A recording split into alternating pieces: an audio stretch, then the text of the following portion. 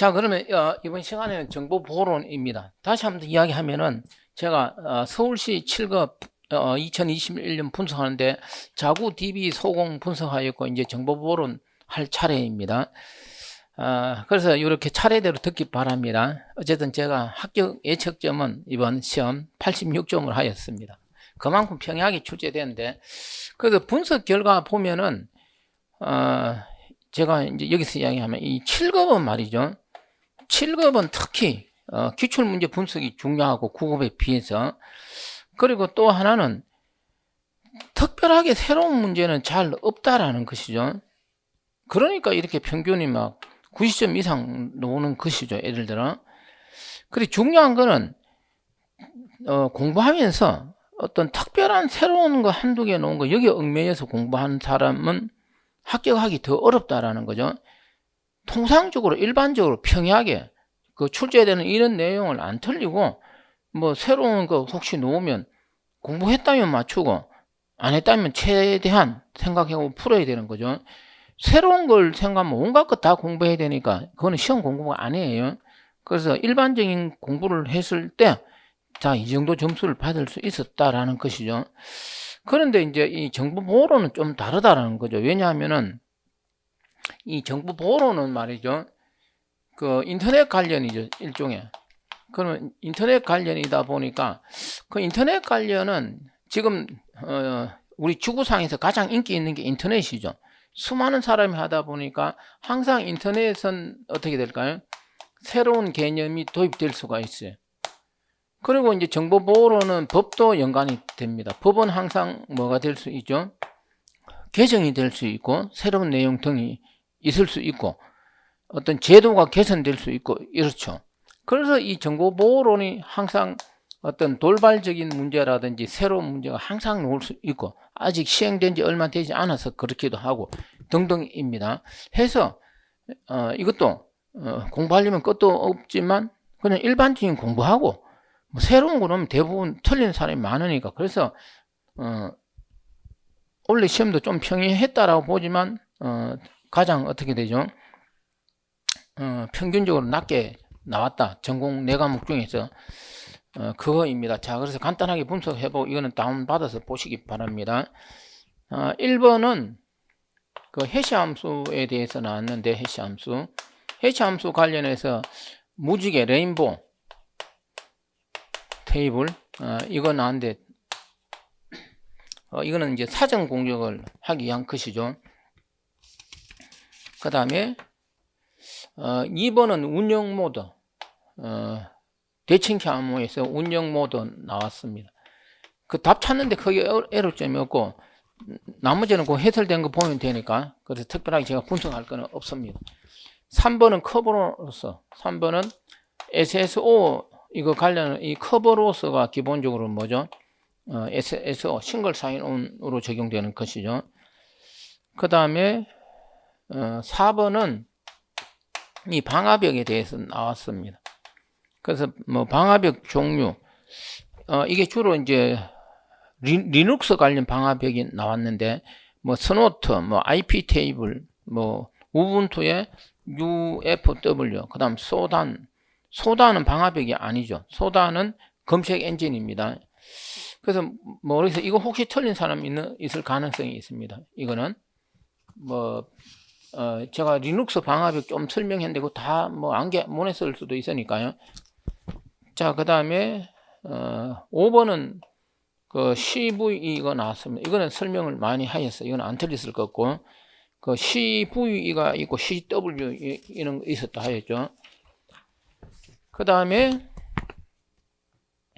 6번은 그 RSA 관련 문제. 혹시 이거 틀린 사람이 있을 수도 있습니다. 이게 이제 그 RSA에서 이 파이엔 부분 있죠. 제가 이거는 카페에도 상세히 올려놨습니다. 해설을. 그 다 맞추지는 않았을 것 같아요. 어쨌든 이거는 제가 설명은 열심히 한 거죠. 그 파이엔 값이 적을 때는 그냥 계산할 수 있지만 이 파이엔 값이 큰 값이면 그냥 계산 못하고 여기서 91을 줬습니다. 이거는 공식으로 풀어야 되잖아요. 예. 그래서 이 정수론에서 그 오일러가 제시한 그 공식을 알아야 풀 수 있는 거예요. 안 그러면 짧은 시간 안에 못 푸는 문제였습니다. 그래서 틀린 사람이 있을 것 같습니다. 근데 점수 잘 받은 사람들은 상당수 맞춘 것 같아요. 제가 설문조사를 해보았습니다. 그 다음에 7번은 뭐 맨날 오는 IP 시큐리티 이거 출제가 되었습니다. 그 다음에 8번은 포맷 스트링. 뭐 기본적으로 포맷 스트링 공격 이런 거 변환기호 잘못 써서 일어나는 걸 이용하는 공격이죠. 9번은 뭐냐면 AES에 대해서 이거 뭐 레인달하고 연관되는 거. 그 다음에 10번은 접근 제어. 접근 제어에서 임의적 접근 제어가 나왔습니다. 이거 임의적 접근 제어. 운영 체제에서 많이 적용하는 거. 그 다음에 11번은 그 DOS 공격. DOS 공격에서 그 HTTP 관련 스로우 롤리스 있죠. 이거 다 설명하는데, 근데 그거에 따라서 이런 거 틀린 사람이 있는 걸로 알고 있습니다. 그 다음에 12번은 엘가말 이런 데 있어서는 문식은 역시 이 정수론을 알아야 돼요.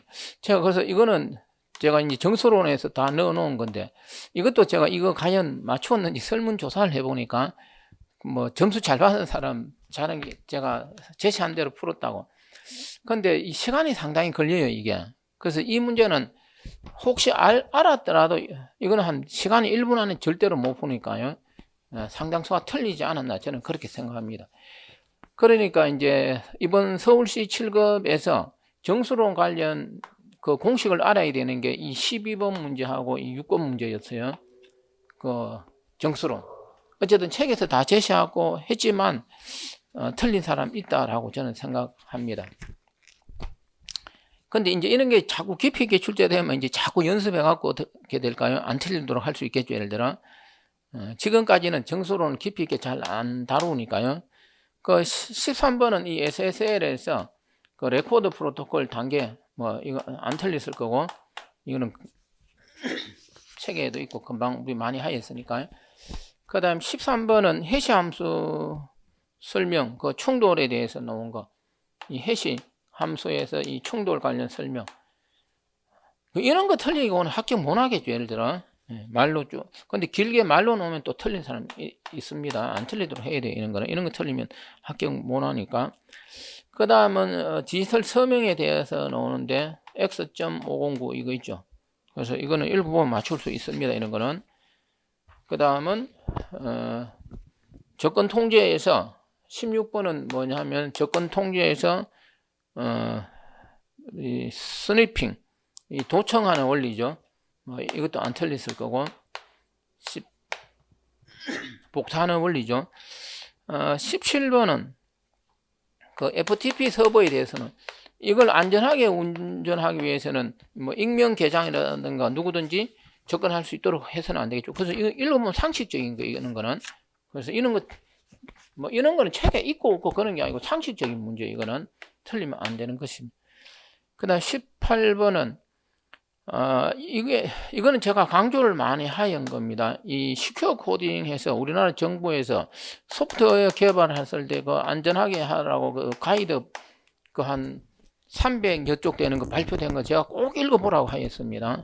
그래도 이런 거를 또 혹시 틀리지 않았나 저는 그런 생각합니다. 뭐 코드 오류, 에러 오류 뭐 쭉 읽어보고 길게 나 있다 보니까 그 이 개념 파악이 돼야 되잖아요. 이거는. 그래서 이런 게 이제 나왔을 때 경우에 따라 이제 틀리는 것이죠, 사람들이. 그래서 100점이 안 되는 경우. 그래서 전체적인 평균이 가장 적은 것이죠. 그 다음에 이제 마지막 두 문제가 법이었습니다. 19번은 개인정보보호법에서 개보법이 출제가 되었습니다. 그래서 이거는 그 개보법 관련, 개보법이 아니고 제가 잘못 썼습니다. 이 개보법이 아니고 ISMSP입니다. ISMSP 관련 정보보호 뭐 관리체계 인정입니다. 이거 주관하는 곳이 한국인터넷진흥원 키사잖아요. 예. 그래서 이 문제는 법 관련이지만 그래도 맞췄을 것으로 봅니다. 일반적으로 이 정도는 ISMS 한국인터넷진흥원에서 관리한다 하니까요. 그리고 이제 20번이 정보통신망 이용 촉진 및 정보보호 등에 관한 법률, 간단하게 망법 뭐 이렇게도 이야기할 수 있는데, 이거는 이거는 저는 많은 사람이 틀렸다, 저는 이렇게 생각합니다. 이거는 법 조문을 다 외워야 맞출 수 있습니다, 사실은. 그랬을 때 법에서는 대통령령으로 정하는 기준 이렇게 되어 있는데, 문제는 대통령 기준이 아니고 다른 말을 써놨습니다. 그래서 다 맞추지는 못했을 것으로 봅니다. 자, 그래서 이제 이 정보보호론을 이제 분석해 보면 이렇게 되죠. 이거는 틀려서는 안 되는, 이거는. 그럼 여기 이 5문제는 통상적으로 우리가 공부하는 내용이고, 이것도 공부는 했어. 그렇지만 이제 경우에 따라서 틀릴 수 있다고 봅니다. 이거는 제가 공식도 제시했었죠. 그런데 이제 공식을 안 했으면은 이 91이 주어졌을 때 이걸 개수를 다 헤아릴 수는 없죠. 시간만 많으면 공식 몰라도 풀 수 있는데, 시간이 없으면은 공식 모르면 1분 안에 못 푸는 것이죠. 이거는 다 맞춰서, 이거는 틀리면 안 되는 거예요. 이거는 일반적으로 다 다루는 거. 이상하게, 서울 7급 이 문제 보고 생소한 것이 많다 이렇게 이야기하는 사람인데, 생소한 것이 많습니까? 아니죠. 생소한 것이 많은데 어떻게 막 90점씩 이렇게 맞을 수 있을까요, 사람들이? 아니잖아요. 그래서 저한테 이번 서울 7급 문제에서 생소한 게 많다 이렇게 표현한 사람 아직 공부가 덜 된 것입니다. 자, 여기 10번까지 했을 때 다 공부를 하는 내용이에요, 이게. 생소한 거 없죠? 그럼 이 정도면 생소한 거 없는 거예요, 이거는. 자, 여기서도 이것도 공부했어. 원시원도 공부해서 단지 정서론에서 원시원 이런 거 깊이 안 오니까 지금까지 좀 등한시했을 뿐입니다. SSL 이거 레코드 프로토콜만 했고, 해시 충돌했고, 서명 X.509 이거 다 했어. 그래서 여기서도 제가 볼 때, 다 맞춘 사람도 있지만, 이제 틀릴 가능성이 있고, 이 슬로우 로리스 이거 설명했지만, 이런 거 틀리는 사람 있다라는 거죠. 제가 지금까지 경험적으로 그거예요. 그리고 이제 여기 5문제 보면 이 도청의 원리, 스니핑, 이거는 알 수 있고, 이거는 상식적으로 알 수 있고, 이거 틀릴 가능성이 있어요. 이 소프트웨어 가이드, 예외 처리는 어떻게 하고, SQL 막 여러 가지 구현 단계, 설계 단계 이런 거 있죠. 개념 파악이 돼야 합니다, 이거. 그래서 틀린 사람이 있다고 보고. 그 다음에 이제 법 관련 문제 2개에서 한 개는 이제 이게 틀리지 않았을까, 상당수가. 근데 이 정도는 맞춰야 되는. 그래서 틀릴 가능성이 있는 게, 여기서 생소한 게 뭘까요? 이 정도 갖고 생소하다 그러면 안 되죠. 그래서 틀릴 가능성이 있는 게 1개, 2개, 3개, 4개, 한 5개 틀릴 가능성이 있는 거죠. 5개 다 틀리면 75점이잖아요.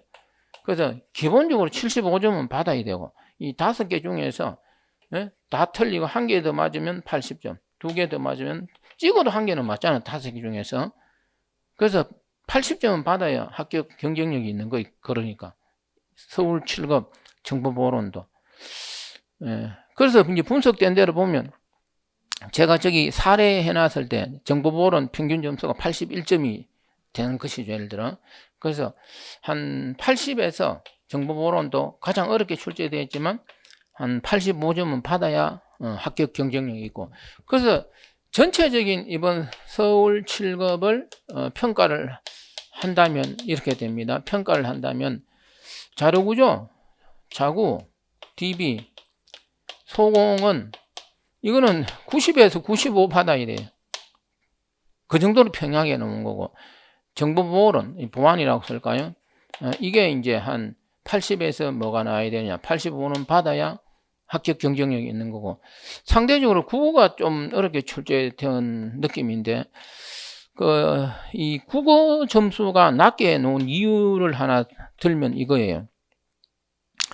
국가 7급에서는 이 피셋이 도입됐죠.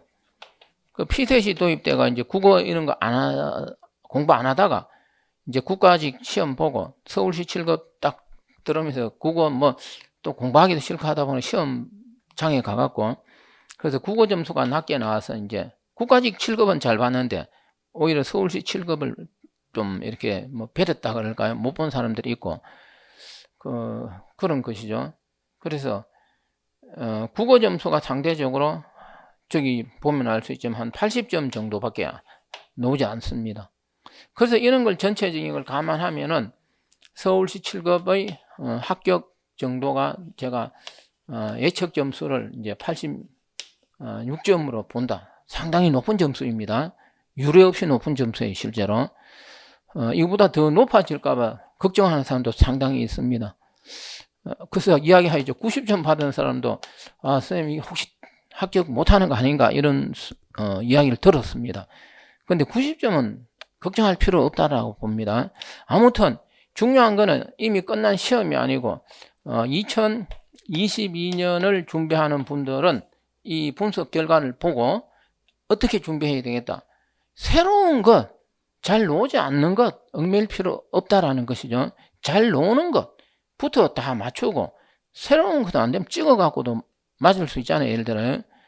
새로운 거 공부하려면 너무나 공부할 게 많습니다. 그래서 새로운 거 찾기 전에 평이한 기본 내용을 안 틀리도록 공부하는 게 우선입니다. 자, 이렇게 해서 2021년도 서울시 7급 분석은 마치도록 하겠습니다.